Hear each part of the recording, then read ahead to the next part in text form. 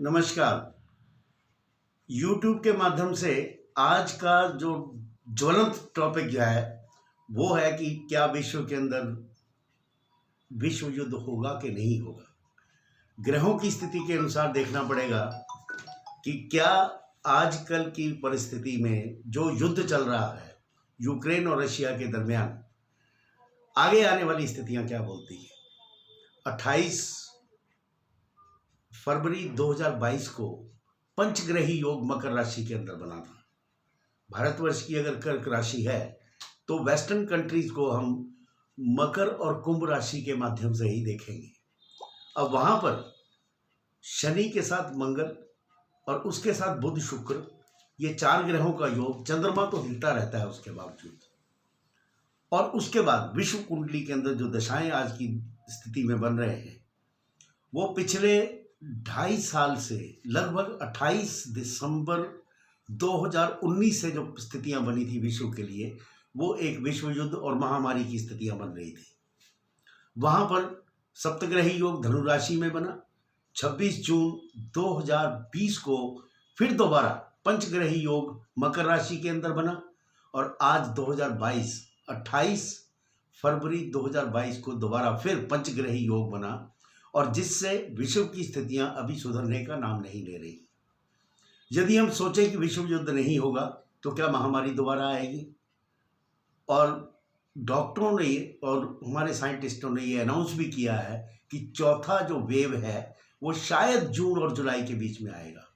लेकिन मुझे ऐसा लगता है कि भारतवर्ष की कुंडली अगर मैं देखूं तो कर्क राशि के अनुसार, वृषभ लग्न और कर्क राशि के अनुसार चंद्र के अंदर बुध की महादशा चल रही है, और कहीं पर भी महामारी का योग मुझे भारतवर्ष में दिखाई नहीं दे रहा है।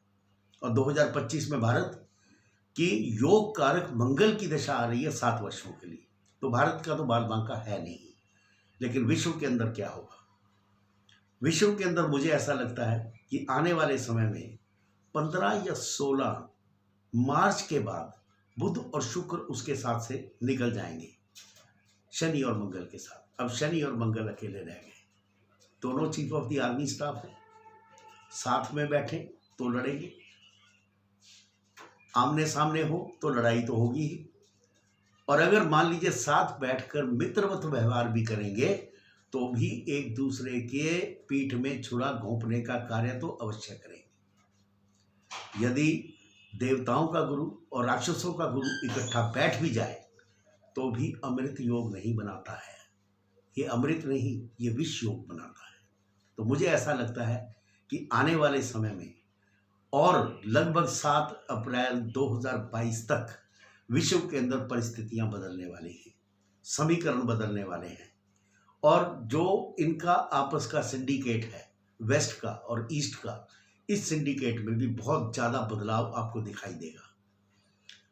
अब इस बदलाव का नतीजा क्या होगा। नतीजा ये होगा कि अमेरिका जो अपने उनके जो उनके ग्रहों की दशा है, और उसके बाद जो चीन की महादशा है, चीन भी जब ये कम्युनिस्ट कंट्री बना था तो उस समय भी मकर राशि का उदय हो रहा था।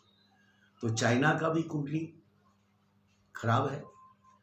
वेस्टर्न कंट्रीज के अंदर भी इसी तरह के क्षोभ का योग मिल रहा है मुझे।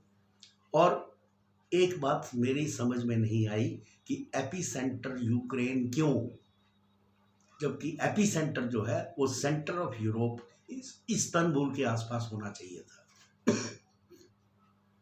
अब देखना यह है आने वाले समय के अंदर कि क्या विश्व युद्ध होगा।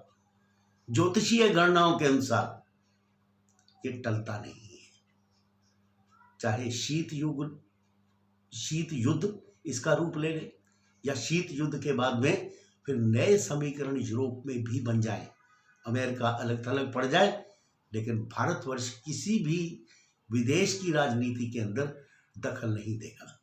लेकिन भारतवर्ष के अंदर भी एक परिवर्तन होने वाला है आने वाले समय के अंदर।